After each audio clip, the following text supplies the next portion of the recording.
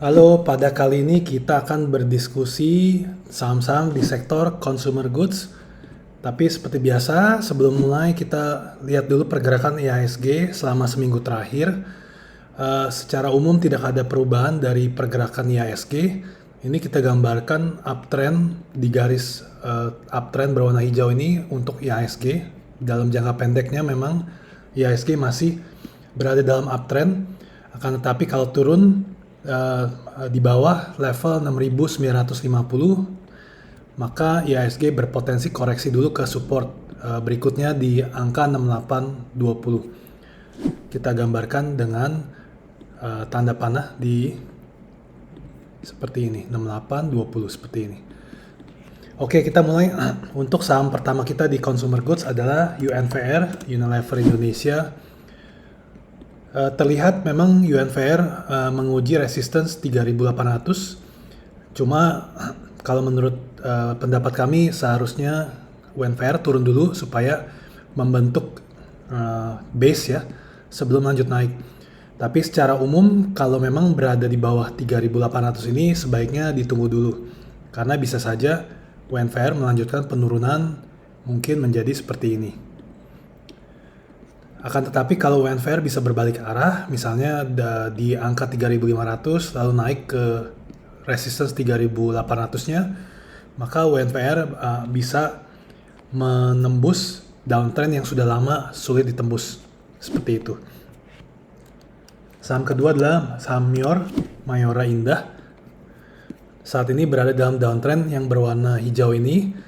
Kan tetapi kalau dia turun, mungkin bisa juga dilihat di angka 1.500 untuk spec buy, atau kita tunggu sampai MYOR sudah naik di atas 1.830. Cuma selama masih berada di bawah angka 2.000, ini amat sulit untuk MYOR berbalik arah dan naik. Lalu saham berikutnya adalah ICBP, Indofood CBP. Nah, ini kita gambarkan resistance kuatnya di 7.700. Jadi selama ICBP berada di 7.700 ini amat sulit untuk ICBP naik.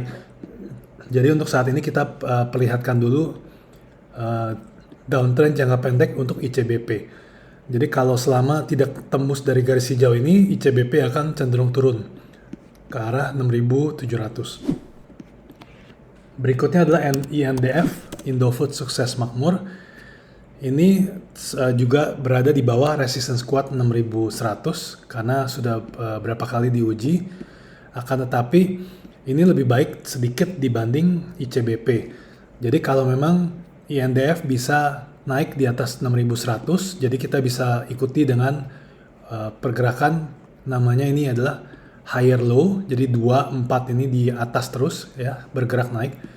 Maka INDF bisa dibeli di atas 6.100 di sini.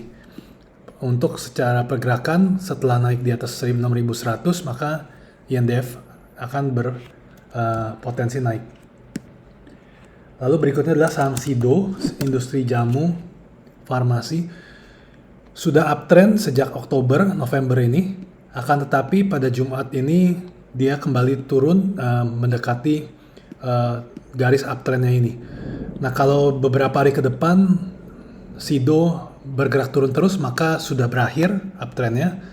Jadi sebaiknya dihindari. Cuma kalau memang bisa bertahan atau mantul besok beberapa hari ke depan, mungkin SIDO akan melanjutkan kenaikannya.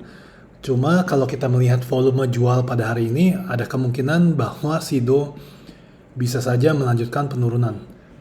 Karena ini tekanan jualnya sangat besar. Lalu saham berikutnya adalah saham AISA. Ini kita lihat membentuk ya support jangka menengah lah di angka 170. Sebaiknya kalau kita ingin masuk AISA, maka sebaiknya menunggu sampai paling tidak 3 bulan di sideways-nya ini 170 dan 190. Lalu setelah itu kita lihat pada saat mereka breakout ke atas seperti itu. Berikutnya adalah saham Hoki. Nah, kalau Hoki ini terlihat memang 150 ini merupakan support yang lumayan kuat dan sudah sejak bulan Januari berada di sideways ini. Jadi kalau memang hoki bisa turun kembali ke 150, boleh dilakukan spec buy. Karena sudah 3 bulan ini tidak turun ke bawah level tersebut. Jadi mungkin secara kasar bisa saja seperti ini untuk saham hoki. Selanjutnya adalah saham Good, Garuda Food. Ini memang sudah tembus dari sideways-nya ini dan sekarang membentuk channel uptrend kecil yang berada garis titik-titik.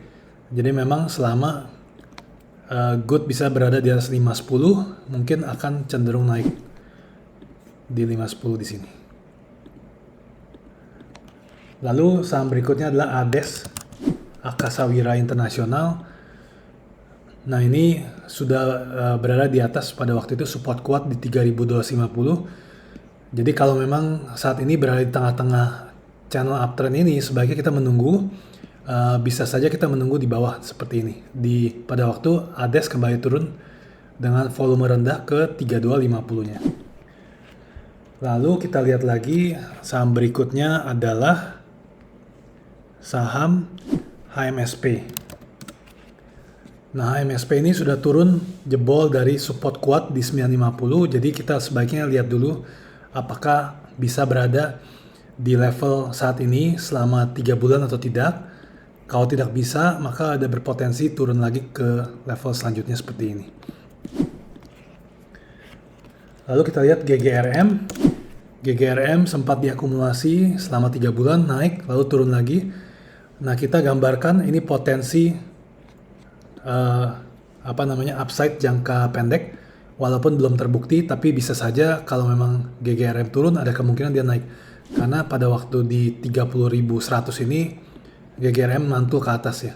Jadi pada waktu turun ya dia sudah naik lagi, ini hal yang positif. Tinggal selanjutnya apakah GGRM bisa nggak nih naik ke high di sini di level 34.000 atau 33.500. Kalau bisa maka ada kemungkinan akan terus lanjut ke resistance 35.000 lalu di level 38.500. Berikutnya adalah saham WIM, Wismilak Inti Makmur.